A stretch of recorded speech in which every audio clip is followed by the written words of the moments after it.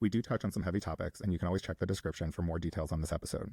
The Turtz podcast and content in this episode is presented solely for informational, educational, and entertainment purposes.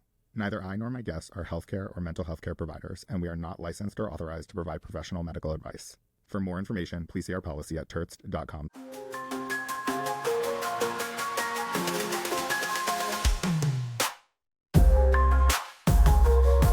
This is our second episode, and we're delirious at this point, but we have the time, so we're going to wing it. Mm-hmm. This is not a redo of anything. We just redid the episode that we lost, so let's see what comes out of this. We're going to do lots of questions. I have a gift for you first. Oh.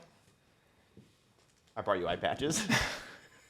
Honestly, I was going to bring 2 and have us wear them during the first episode, but I already wore mine this morning, so you have some now. I love this. I will definitely wear this because after 3 podcast episodes, and I still have one tomorrow, I want to look fresh. Yep. So I may put these on the plane, similar to the TikTok that you did for, I think it was using your time wisely. Yeah, it was my plane routine. I love it. Thank you. It's interesting. In the moment that you gave that to me, my first instinct was, do I have bags under my eyes?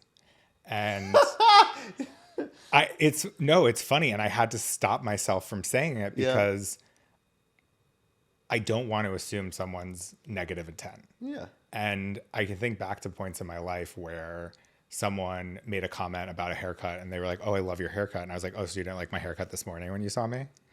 And that inner voice, kind of what we were talking about in the last episode, I really was just saying the things that I thought were going to be said to me because it was a way to brace for them when, you know, a parent says, oh, I liked your last haircut better. Or they say, oh, your shorts are a little bit shorter, or try these sunglasses instead. I was always waiting for the critique of how I could be better, how I could improve. And I'm proud of myself for stopping myself and not making the joke. I too am proud of you. And I am appreciative of it. And I think that in that moment, had I said it, it would have made you uncomfortable. But I think it's very valid because I think a lot of times in this world, things come with catches. Mm-hmm. Whether it's you give a gift, you receive a gift, you must give a gift. You receive a gift, you must do something for them. It's their way of manipulating you into doing something for them, or to feel guilty for whenever you don't get them something, right? Or it's, you know, to hint at like, yeah, take care of those fucking bags. You know, like it really. Yeah. And so, whereas, yes, I've encountered a lot of similar things in my life, I do also believe that people are just good people. Mm-hmm. They can be. And people can just want to give you gifts because that also, like, that's not my love language. But I also care about you and your skin. Mm-hmm. And those things are things that I die by. Mm-hmm. Now, brand or not, it's eye patches in general. Grace and Stella coming soon. Imagine though, wouldn't it be cool? I want to create some of those and like make them more like the Papatui ones. Papatui, I don't know how you say it, but it's the Rocks brand. Mm-hmm. They're like sports tape. So they stick a lot better. They stick a lot easier. These don't stick as well. They stick a lot easier. What if you made them out of like really cool patterns and like made them some sort of like fashion for the morning? I love that, but when I make the social media clip, I'm not going to include that because we're trying to get a brand deal from Grace and Stella. That's true. But it is good feedback that there is a way to make it stick more. Men may need more. I'm not sure I've ever seen a woman do their eye patches on a plane the way that, or their eye mask on a plane the way that you have. But I loved the optimization of time. Oh yeah, and it dehydrates you on a plane. I do it all the time. Like on my way to my haircuts, I do it all the time. In the morning, I throw them on, hop in my car. I got like a solid 15-minute drive there. Pop them off, and I'm done. Well, I think it's interesting that you brought up love languages because it's not mine either. But I am appreciative of gifting. Like I understand it, but for me, like these conversations, our conversation from yesterday, I'm more of a quality time person. And one of the things that we talked about yesterday that I think would be so much fun to return the favor is doing skincare with you. And that'd be so much fun. Making some of the concepts that we talked about last night a reality. Mm-hmm. And this is a great first step. So we will save that for later. But I think that to me, the gift isn't the eye patch. It was the thoughtfulness based on our conversation last night. Mm-hmm. Yeah. Skipping over to social media. Okay. Go for it. Because, you know, that's the topic that we were on. as a creator, do you feel it? Just stop laughing at me. As a creator, do you feel that the more you consume, the more creative you are and the more inspiration you have? Or do you feel like, because I feel like the less I scroll and the less I consume, the more creative I am because I'm not overloading my brain with like different creative things to do. So which way are you? Why, yes, Al, I do know what happened on Days of Our Lives yesterday. That is what this moment is, just so we're clear. But yes, I appreciate you bringing that up. That is such an insightful question. Something that we talked about in the first podcast that did not come up in the last podcast, and you so eloquently brought up today. Yeah. Smooth. I appreciate you bringing it up in that way because I don't know if it would have come up otherwise. And you knew it was important to me. So that is my love language, hearing what I'm actually saying. Something interesting that I found, and I'd be curious your thought on this as well. For a really long time, I would save videos, or I would save Okay. like bookmark them, like them, put them in a notes. I do it all the time still. Well, I do as well, but it's far fewer. Like now that I've started to do the bedtime reflections or just picking up my phone and hopefully making more content, it's more someone I want on the podcast, or, oh, I like this concept, but I want to apply it to this. And they're more general. Whereas before, I think I was saving specific things that I wish that I was posting. And so what would happen would be like, I mean, I have probably 500 notes that I haven't looked at, and I really should just Control-Alt-Delete them because I really shouldn't go back and look. Because what I found was that the less I consumed content, one, it was a sign that I was happier and not doom scrolling. But also, because I wasn't doom scrolling, because I wasn't seeing what everyone else was doing, I felt more creative. And I think there's moments for both, but in the moment of doom scrolling, it was because I was sick and I couldn't get out of bed and I'd watched all the TV and there's new content every swipe. So it was really helpful. But I started to notice these patterns where I would be scrolling and then I would notice, oh, the content switched. It went from this type of content to that type of content. I noticed that the real end all be all was not the little person that comes up and they're like, you've been scrolling for too long. Like, shouldn't you be sleeping? It was, I would get to Kardashian content because that was like the safe place for TikTok. Like when I was like, nothing was working, they're like, oh, we can serve him Kardashian content and he'll watch that for days. And the other one was dogs. And I think they were two things that made me feel really safe and comfortable. And that's typically when I would get off the phone. But I think all of that together really pivoted, not because I just said I'm going to stop doom scrolling, not because I said that I want to create more content. I started being more authentic in my everyday life. I started really pushing towards goals or feeling healthier and able to push more towards goals. And it really allowed me to step back. And I can't really tell you when the last time I scrolled for more than 5 or 10 minutes was, not because I don't want to, but they're more spaced out, or it'll be in between smaller things versus just sitting and doing it. And it's kind of, you know, what happened first, the chicken or the egg. I think finding yourself authentically happened first, and then both things were affected. But I really appreciated that in our last conversation that we talked so much about that. And also Tiny and your dog, and how I get to the dog adoption content and then I start going through the pattern of like, oh, like maybe I should adopt a dog or at least foster a dog. And then I start looking at dogs, and then I'm sending my brother pictures that's like, hey, don't worry, I'm not going to adopt this standard poodle, but like, it's so cute. And wouldn't it be a great dog? Like, and he's like, don't adopt a dog. Like, you're making some big changes in your life. And I'm not going to, but until we talked about the brand deals that I get for my dog, and then you're like, this dog could make me yeah. money. If I foster a dog or adopt a dog in the next 6 months, it's because And you we see a had bunch that of content conversation. about it. Mind yours, you didn't. No, you didn't. I love that. So thank you for bringing that up. Yes, I have a question, but I'm gonna say it this way again. So, do you ever feel like you get stuck in your phone? Like when you're scrolling, do you ever feel like you can't pull yourself out of it, pull yourself away from it? Well, I mean, it's basically a slot machine because you're always swiping to get the next dopamine hit. Yeah. Do you ever cognitively go, I shouldn't be swiping right now, and you still keep going? I mean, yeah, I think we all do. Yeah. I think, It is the most horrific feeling in the world. Yeah. You feel like you're so out of control of your own life. And if you're, even if you're not a control freak, it's still, it freaks me out. Because I'm like, that is so, that's so much less willpower than I want to have for myself in my own life. And that's the scary thing about social media, because it is designed to do that. And for me, that means like, oh shit, you got. Like they did it. Like they figured it out. Like they got you. I actually want to put a different twist on it Okay. because I don't think they get you. I think that we all have the power to control our consumption. We all have the power to. He's like, you're actually just choosing that. You suck. No, no, I'm saying that specifically because not for you, but Call me out, I bitch. truly believe it. Yeah. I am guilty of it as well. I've already said that for sure.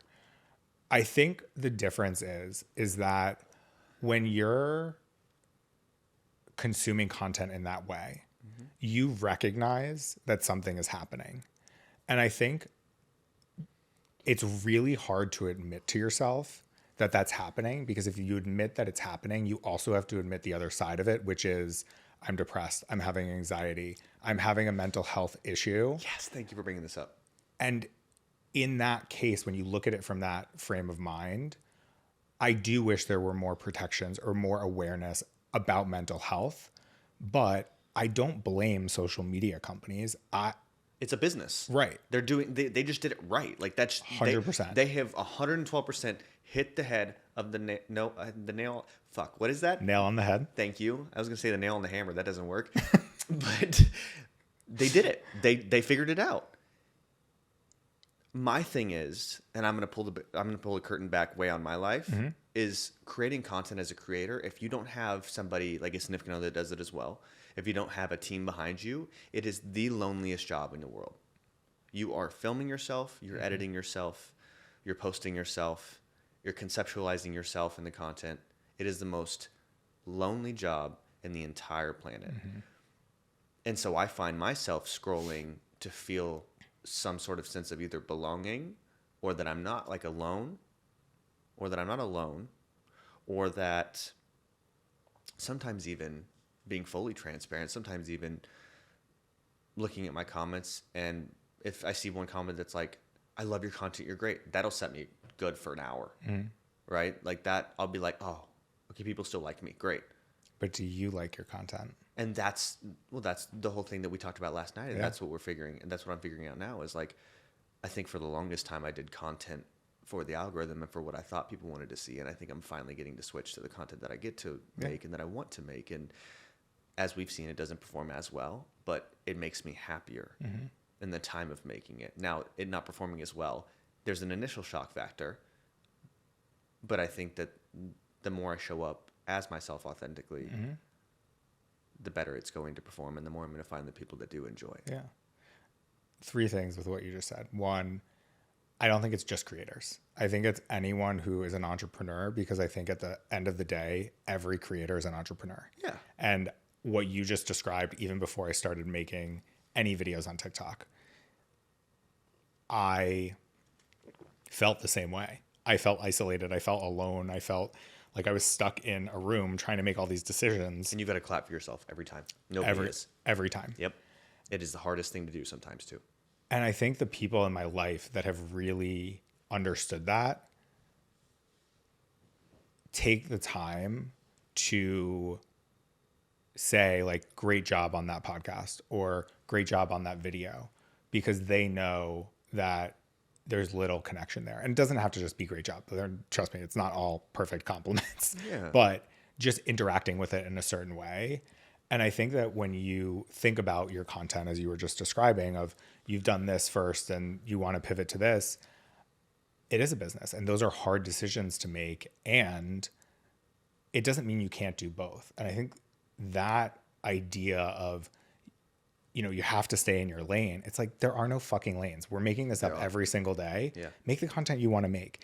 Some days you may want to make a voiceover video, a skincare video, a thirst trap video. Some days you may just want to get on and be emo and sad, and that's okay too. But what's not okay is pretending like those sad days don't happen, because I think that pretending your life is perfect gets the doom scrolling to continue.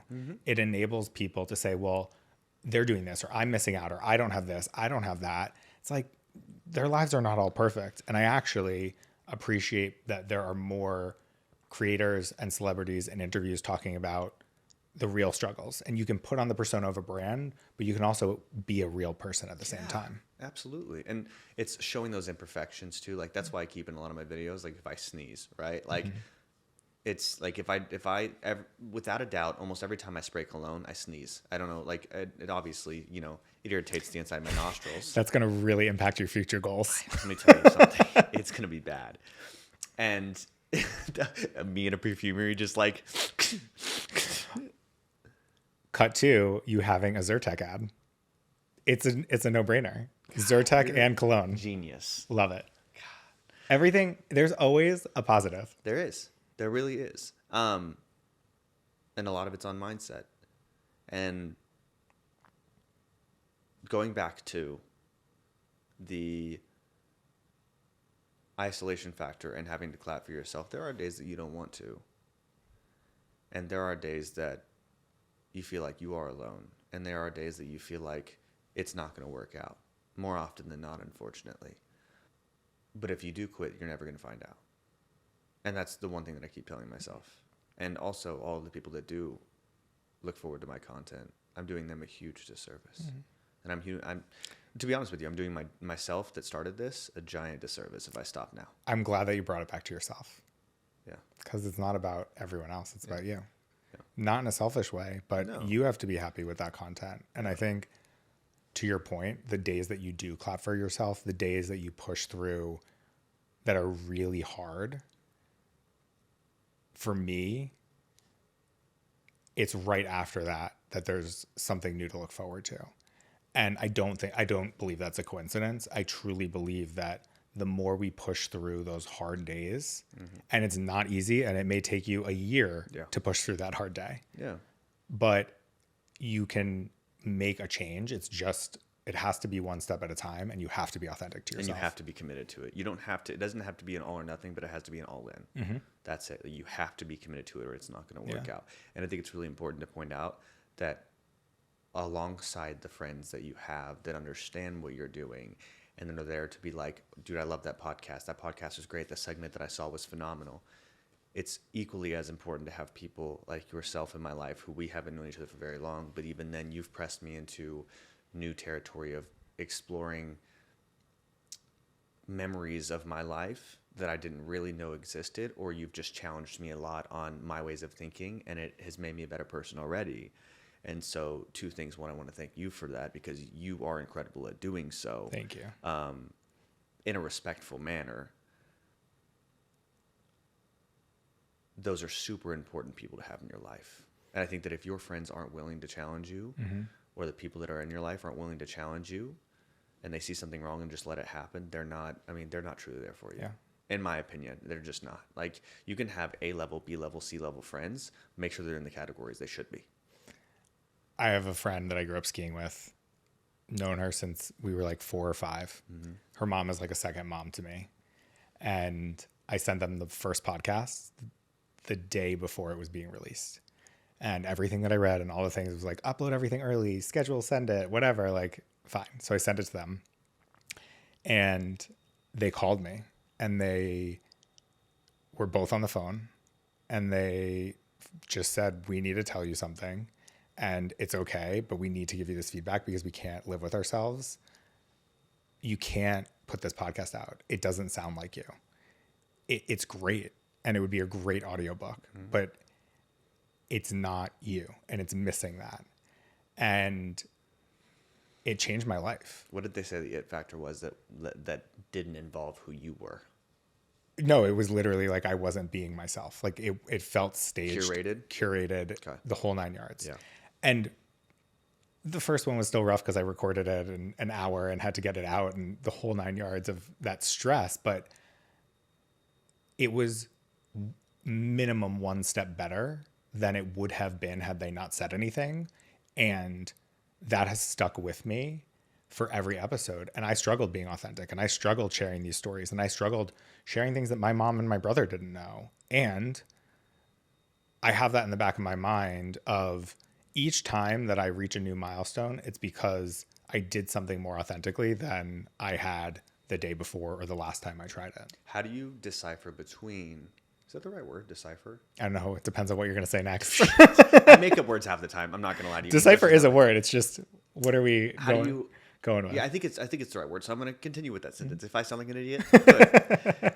Decipher between, how do you decipher between, because a lot of people say don't listen to people about business and about brands unless they are where you want to be.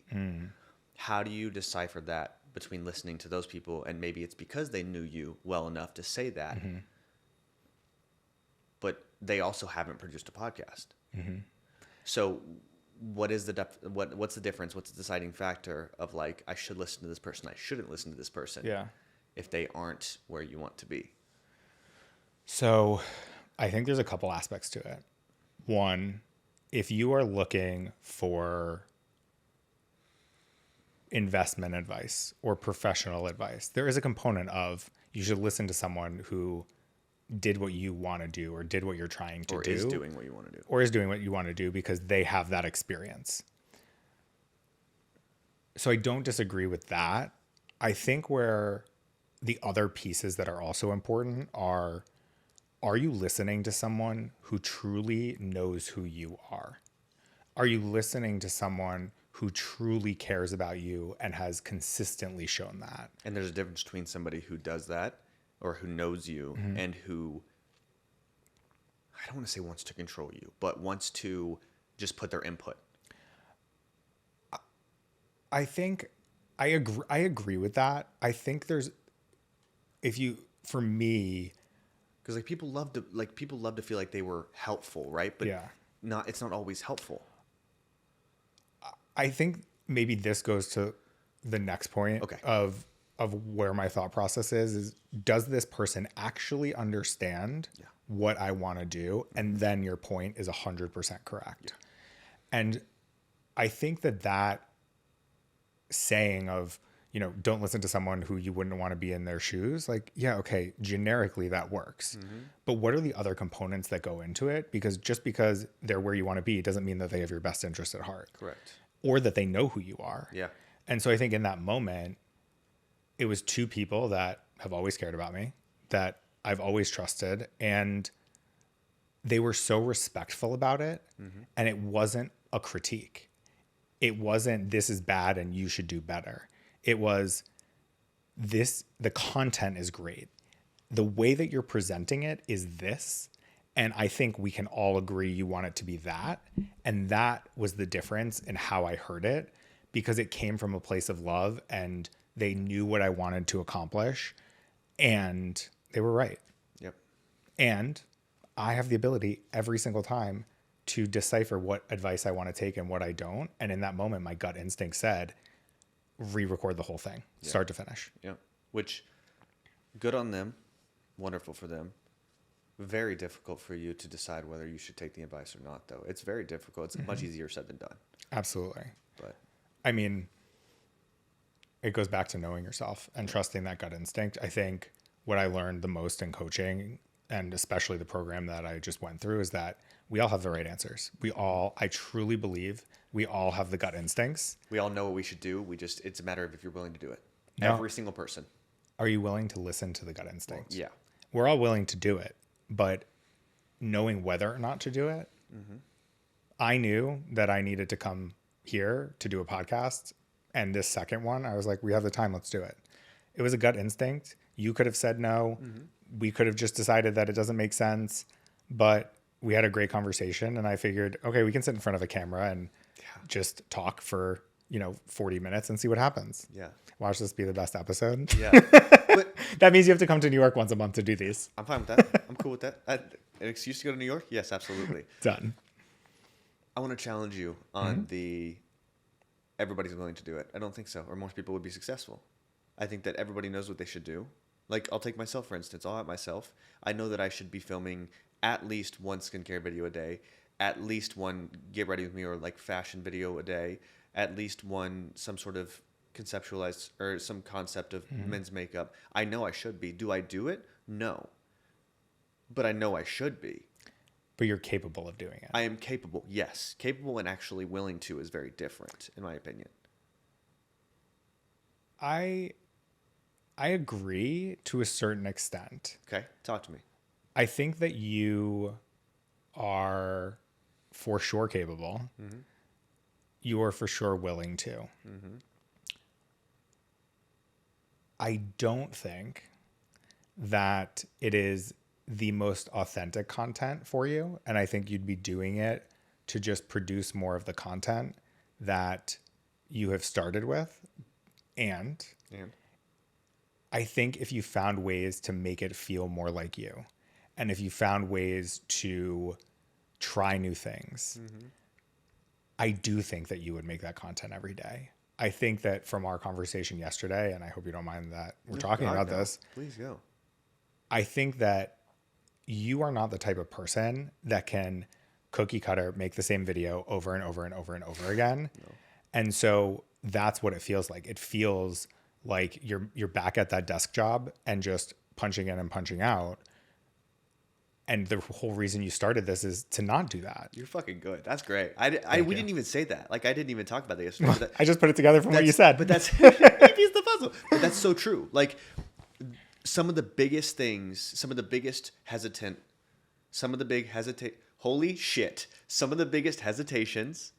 around creating content for me has been, I am so scared of somebody being like, same shit, different day. This is the same fucking video over and over again. So I trick myself into being like, okay, you've got to make a different transition than you did last time. It's got to be the different start than last time. But I've also proven the concept that the same stuff does work, because the get ready with me's that I do, sliding into framing my boxers, well, it's going to work every time, of course. Like, I know that. I'm not stupid. I know why. Yeah. But how do you balance that risk? How do you do what you know is going to work and take calculated risk to get to the next level? So, and I'm making a joke here, but slide into frame in your boxers, but with eye patches on, or slide into frame with your boxers with a voiceover. Yeah. And I think that you're still being true. Yeah. And giving the people what they want. And also you're able to bring a little bit more into your video than you were the day before. And I'm not saying that I hate it. I'm like, oh no, it's you fun. love it. Oh my God. Like, it's fun also to like bring like that fun, flirty sex appeal to it. Oh my God. It's because it's freeing. It makes you feel confident. It's awesome. But I want my voice also to be heard outside of that. And I think that it's silenced to a lot of people, because that's the content that they only want to see. And so if I'm able to sprinkle in more content that is the stuff that I want to do, that is heard from my voice, or that it is the stuff that, like the stuff that I did a gym vlog with my mom the other day, or, you know, a little workout with her, and it did horrible numbers. But I enjoyed so much because we had a great bonding experience. We have so much fun. She says she hates being on camera. She eats that shit up every day. Every single time that we do it. And so sprinkling in more of that on top of the stuff that I know that works, I think will just allow people to kind of, once they get in the door, then they can go and look at the other content. They're like, oh, I really enjoy this person. Okay, I want you to think about the content you made with your mom. Okay. It may not have gotten the views that you wanted it to get, but it made you happier. Yeah, correct. What was the engagement like? The comments? Holy shit. It was all about the video. Like the engagement that I did get, the comments that I did get, it was about the content of the video. But was it positive? Yes. Oh my God.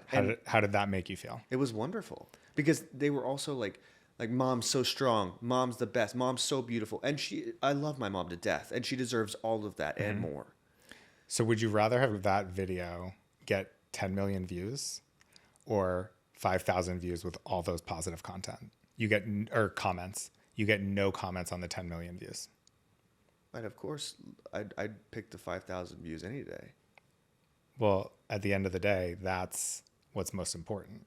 And I think that when you think about that, and something you mentioned yesterday, like maybe I should just create a separate account. I don't believe that we should be different people. I used to be work Charlie and personal Charlie. It's miserable. You can't keep up with it. There were at one point many different variations of Charlie all at the same time. I do, however, think that when you look at it as a brand and you look at you being a creator as a business, businesses can have different channels. I do coaching, I do consulting, I do courses. They're all variations, but they're all Charlie. And I do think there's something to your main account where you get sprinkles of all these things. And then you get the teaser accounts like you were talking about yesterday. And your gut instinct is telling you, hey, like maybe you and your mom have an account together. Kim and North do. Why not? Yeah. Why not you two? Yeah. But it made you so happy and you lit up when you thought about those comments. And so it doesn't really matter. Yeah. I think the only side of it that does matter that I think about, to be quite honest with you, and this all comes from like when I did grow up, all I heard was save. And so money's a huge thing for me. I'll never, you know, I'll never refuse that. It's been a huge thing for me. I think the only time that it hasn't been is in my coaching, because I'm really I genuinely just enjoy making people healthier and happier. But when it comes to the content, for the longest time, again, I was curating it to the most views, the most likes, to gain the followers, to then present in front of brands and be like, this is the audience I have. But in reality, are they going to buy the product? Probably not, because unless it was underwear, and even then, maybe, I don't know. But, well, if it was my underwear, for sure. But... And I was just about to say something so sentimental, and like it's gone. I mean, it's still there, but I'm going to pivot it. But it's the I lost my train of thought. Fuck. No, well, I think that that's the humor that people want to see, and I do think that there is something to the commercially facing version, and there is a business behind that, and people want to hear your thoughts on skincare, and people want to see you slide in your underwear, right? Yeah. But there's also the human part of you. And so I think that there is an element of having a second account that maybe it's private and people have to request to be in it. And that's where you share the content with your mom. And that's where you share the more emotional stuff. And if that has 2% of the following that your main account does, it doesn't matter, because the people in there, it's the same thing we were just talking about how do you take the advice from people? How do you know when to trust them? How do you know who you want to follow you for those specific things? Not everyone deserves to hear those parts of you. Yeah. Yeah. No, you're right. 100%. I could pull a Chris Olsen and do one of the private accounts. New account coming soon. Yeah. But then all I hear is that's just so much more work, which is a horrible mindset to have. And I know that, but it's like, that's just much more content that I have to produce. And I'm already struggling as it is to schedule out my day to produce as much content that I think that it needs to, circulate properly. Because then again, if I'm throwing in more content with.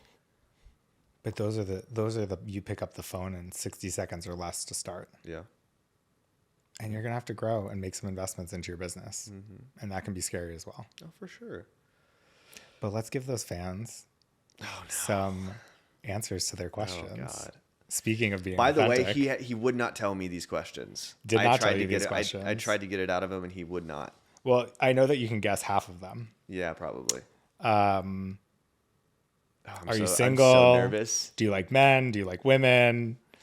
Are you single? These are the most common questions I ever get. Well, to be honest, you answered in the last podcast, but we lost the audio, and you said you'd only say it once. So I guess we have to go to the next question. I guess so. So one of my favorite questions was, what's more important, authentic content or going viral? Authentic content every day. Every day. Virality is the worst thing to happen to anybody, in my opinion, because you can go viral for something that's trending and you could have followed that trend, but that may not be content that you really care to produce. And so those people followed you for that specific video. And say it's a video that, let's just say it's a thirst trap, but you don't really care about posting those. And I mean, like, I'm talking the cringy ones where you're like, and I still post them, so don't come at me. But say it's those. Then you post something about your dog. Now, there's a special place in hell for people that unfollow you because you posted about your dog. But because everybody loves dogs, usually. They should. Especially Tiny. But say you posted something about your dog or something else, and they're disinterested in that, they're going to unfollow you. They're not going to be interested in every aspect of your life. But if it's somebody that started out following you for, if you were into skincare and you really do enjoy it, it's a much easier transition from skincare into dog than being a face and a body to look at to, I have a dog and I love my dog to death. And we go on play dates and we have fun. They're like, whatever, just show me your face. I don't care. I think people forget that viral is a negative word. When you get a viral infection, it's not a good thing. Yeah. And I think Holy shit. when people look at it, what they don't realize is that when you go viral, This is a great you fucking are point. Continue. going and you have no control. Yeah. That is going out and people are seeing it. And I actually saw a video this morning of Jules saying the demure trend is over. Like, what am I going to do? I went viral. And the content is great. But when people know you for one very specific word, you don't have the ability to have flexibility. And that's why it is so important to start from the bottom and build up slowly and build your following where they're seeing everything authentically. Because even if all your content before your first viral video was authentically you, when that video went viral, that's all people knew you for. And that's the content you were going to keep creating. And so going viral is great. And I'm not saying it doesn't work for everyone, but it really niches you down and you have very little flexibility and you have to keep it going. And it is the pressure of what it feels like to have the world on your shoulders whenever you feel like you have to keep the ball rolling because if you get a video to go viral, post as many videos after that because it's gaining traction to your page. And so they're going to see all the videos possible. With that comes, oh no, I have to produce as many videos as I can. And then that's just because then you're like, oh, people are going to, are they going to like this? Are they not going to, and you, instead of, if you were to have from zero, if you were to have been authentic the entire time and posted the get ready with me's that you're talking to the camera and you mess up and it doesn't matter, that you can post anything you want. But after that viral video, especially going viral so early, it's so hard to dig out of that hole. So if you could go back and do it again, build slowly or go viral, what would you choose? I've thought about starting my page over and building it again and building it slow. The only downside to that is I'm deathly afraid that I will not have near the following that I have because people won't authentically like me for who I am as a person. And they've only ever truly liked me for what I look like. That's my biggest fear in this industry is to be seen and to be rejected. I think that is why most people don't post, don't say anything.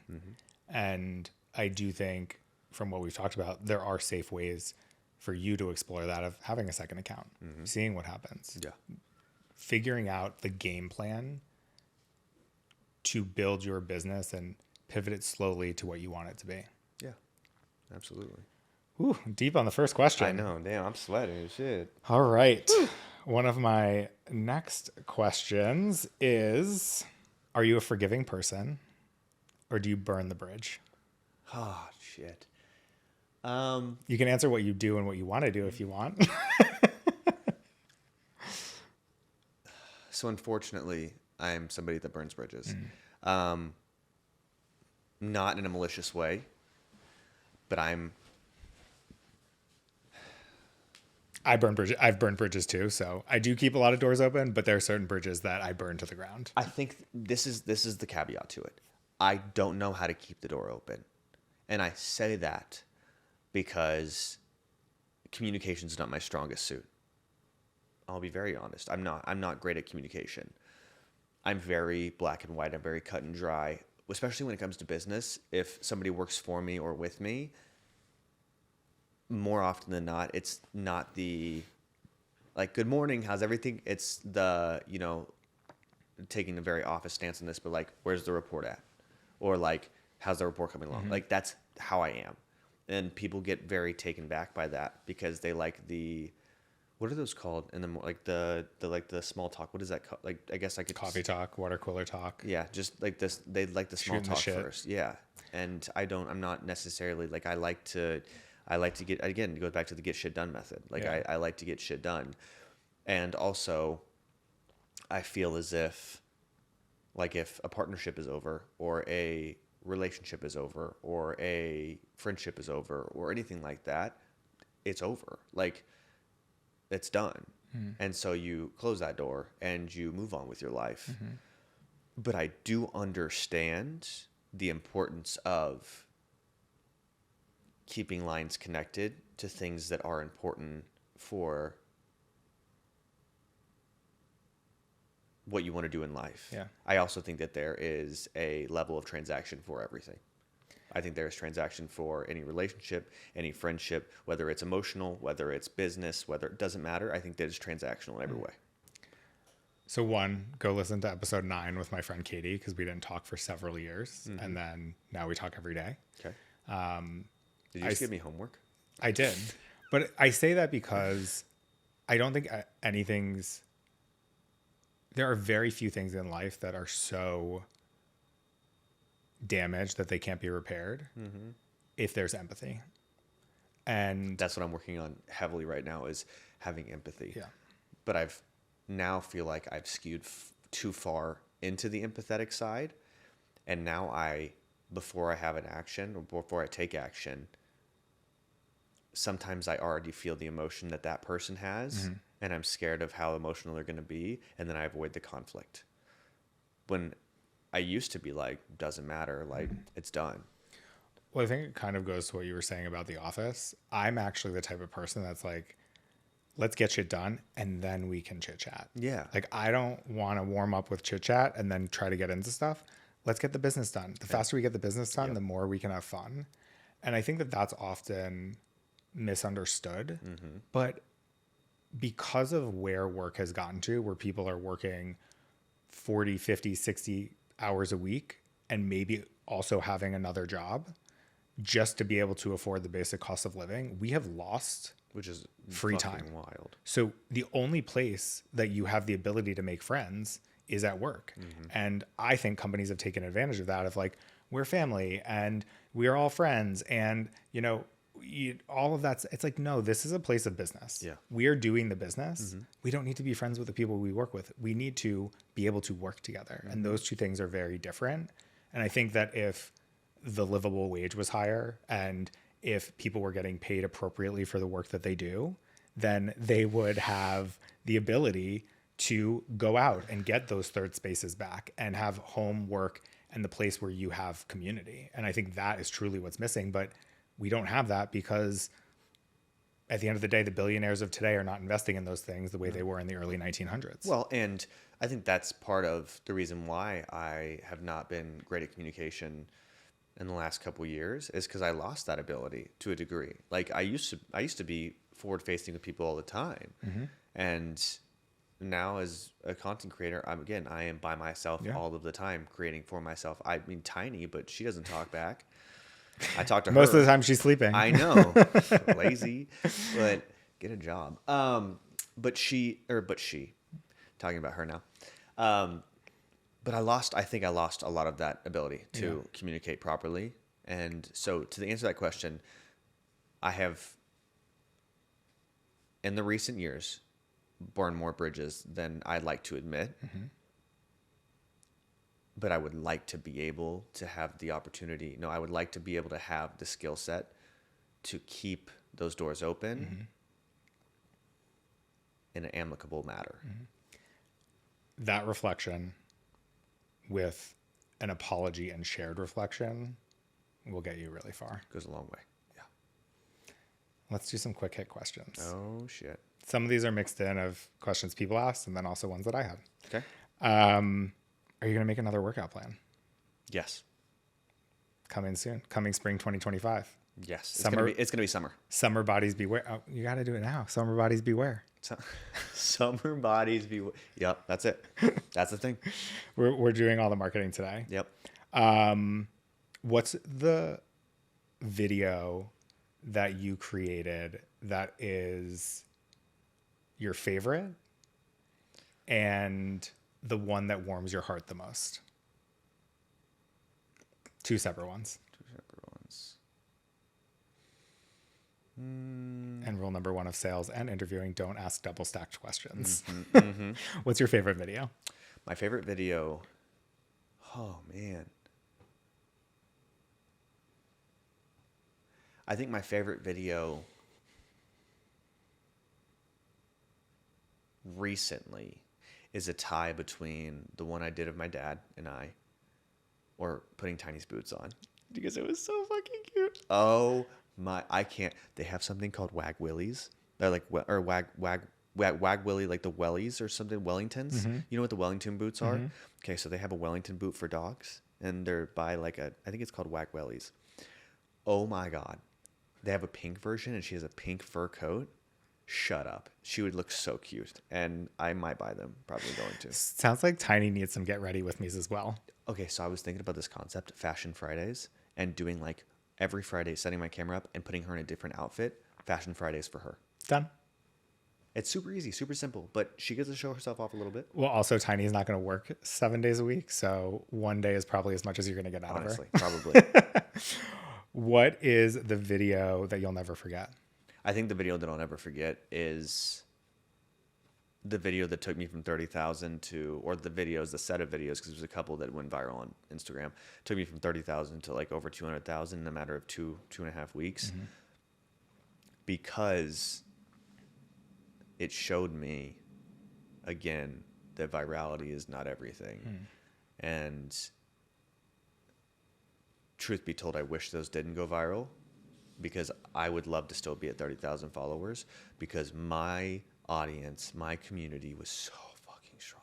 It was like a cult. It was awesome. It was great. That's not me advertising for cults.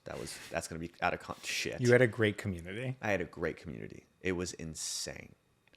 And that got lost in the waves of people coming in for the wrong reason because of that video. So that's the most memorable one, because it taught me that virality is not everything. Duality. What's that mean? An idea can have two different versions. So it yes. changed your life. Yep. Both for the positive of where you are today, and also for an area that you are working on unpigeonholing. There we go. I tried to phrase it constructively. So I remember we talked about this last night, and I told you that we'd go back and forth, and you'd ask me a question and I'd ask you a question, but I totally forgot and tried to take the spotlight off of myself from having to answer questions. But I know you have questions prepared on your phone. Yes, I do. Because I only let you ask one last time. So Yes. game on.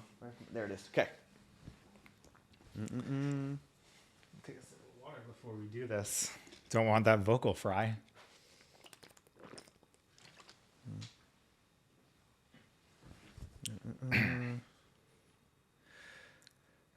Okay. First question. What commitments have you made that you no longer believe in? And I can give you an example if you need. I think the commitment that I've made that I no longer believe in is that I can do it all myself. That's a good one. Have realized that it is a trauma response. It is not strength. And it is something that is not better than getting help. It is actually something that will hold you back.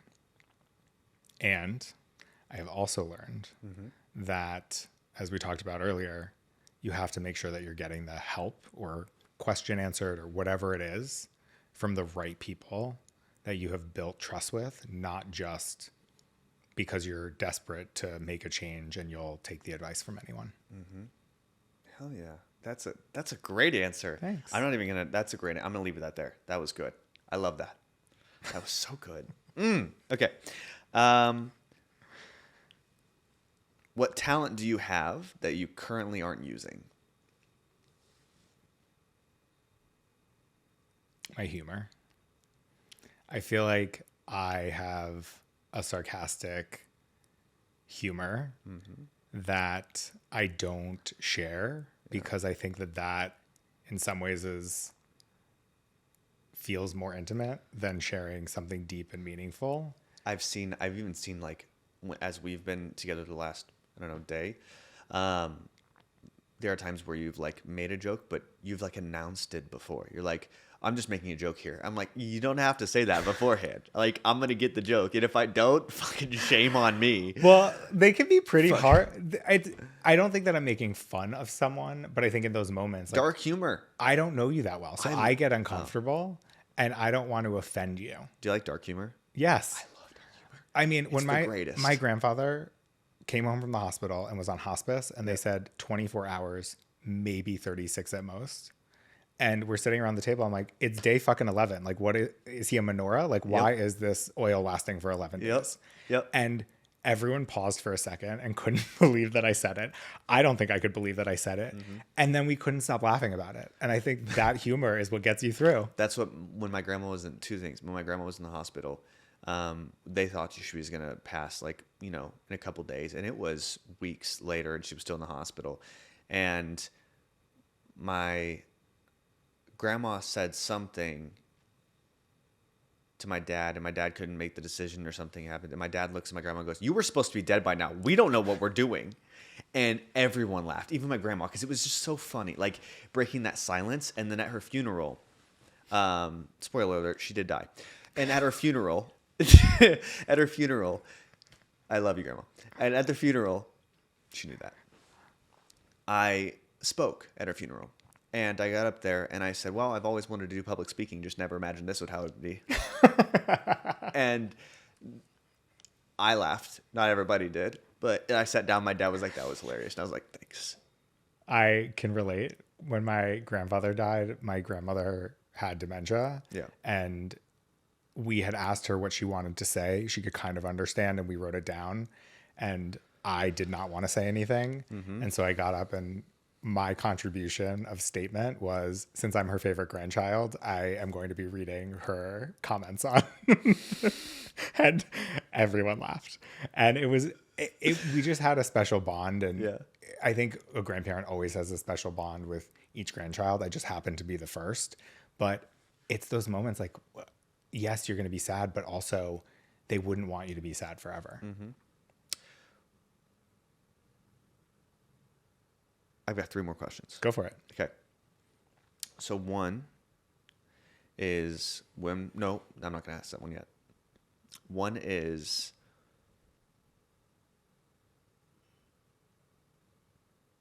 what is something that people don't know about you that you want them to know?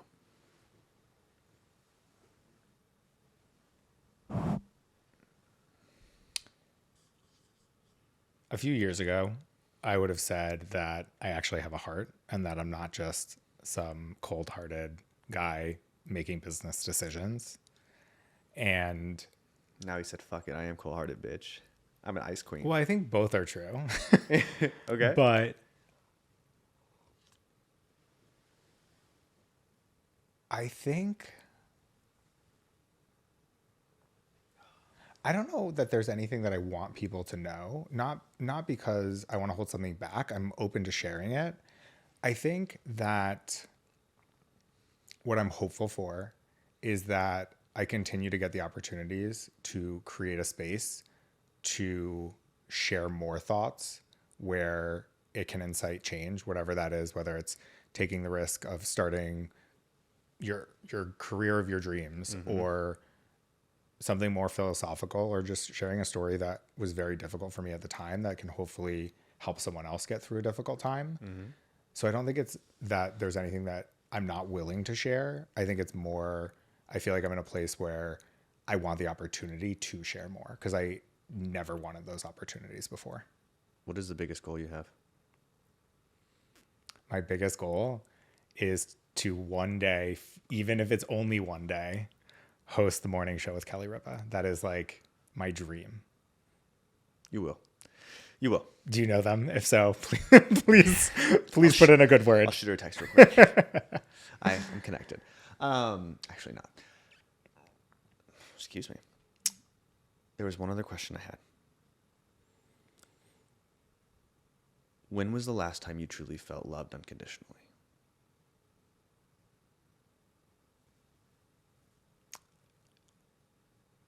I'm going to go with my gut instinct on this one. Mm-hmm. And it's not loved unconditionally. It's heard, which I think sometimes is more important than feeling the... To be loved is to be heard, yes. Yeah. And to be understood, in my opinion. Agree. I had a friend visit, and we had just talked for 2 days. Mm-hmm. They were in town. We went to the beach one day. We grabbed lunch another day, grabbed dinner, different day. And on that last day, we were laying at the pool, and he asked me a question that stopped me dead in my tracks. Like, someone turned on a faucet and tears just came down. And are you going to leave us hanging? You're not going to tell in us the that question? moment, well, I'm going to tell you how I felt first. Okay. And then decide if I want to share that. Okay. I will share that because I just said that I want the opportunity to share more, but I'm going to tell you how I felt first. We got him on the hook. I never said anything specifically, but he heard what I was saying, and he heard the pieces and was able to put it together. Mm-hmm. And he looked at me and said,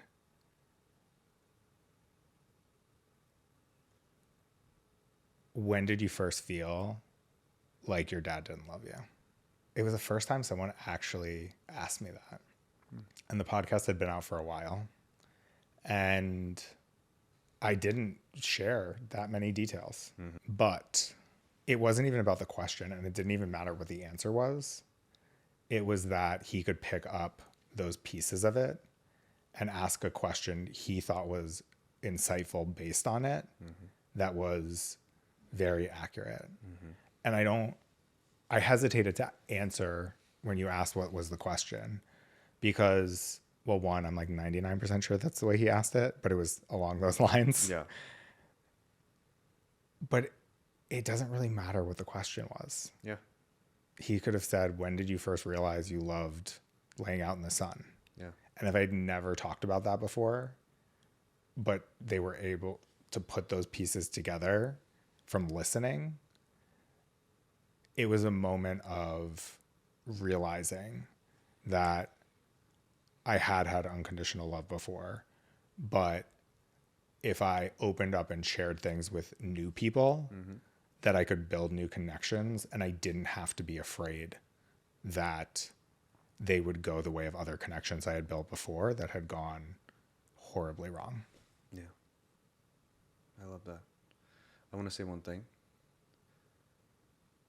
In the short amount of time that I've known you, we've had many of conversations, you challenging me challenging you. Very productive, and I believe we've found a lot of growth in that. And you've had a lot of realizations, even especially within the content. And I do want to say that I'm proud of you, genuinely, for what I know you have already improved and what I know you will improve. I mean, even coming to Missouri to shoot this and then going to Nashville after this, you're doing it. Thank you. And it takes a lot of courage to do that shit and to make the investment, because you don't know if this is going to work out. You have no idea. But you have the faith to do so. You have the trust in yourself. You have the confidence to be able to fly out here, to fly to Nashville, to fly to wherever you need to make it happen. And that is so much more than so many people can say. So even if it didn't work out, which it's going to, but even if it didn't, that's fucking cool. Thank you. I admire the hell out of that. So thank you. Of course. And you beat me to it because even after our last conversation, which no longer exists, but I'm very happy that it doesn't. There's so much good shit in there too. But so you know many what? Good little nuggets. This wouldn't have existed. And you guys would have known if I was single or not. That's crazy.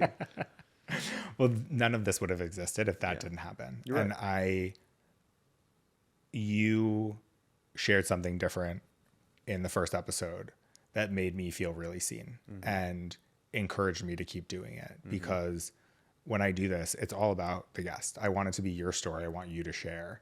And you commented on a video that I made very specifically and took the time to say it. And which was a video of him talking to the camera. I hadn't seen any of these videos. I've only had seen like the snippets of the podcast. Because only one had existed at that point. Yeah. But then he made a video, and it was like it almost looked like you were on FaceTime, like on your laptop with you. I don't know why I'm getting so specific in that, but I could just sit there and like you could just hear your thought process, and it was comforting to see that like somebody else was willing to set their phone up and just talk and like express themselves, and I could see you in that, and that was cool. That was really, really cool for me. That was like, oh shit, like there's something here. Thank you. Yeah. And honestly, that's what has encouraged me to keep going. And I think, which is so funny because it's such a simple video, like. But it was more that it was kind of the same concept of like someone is seeing you for what you're trying to do. Yeah.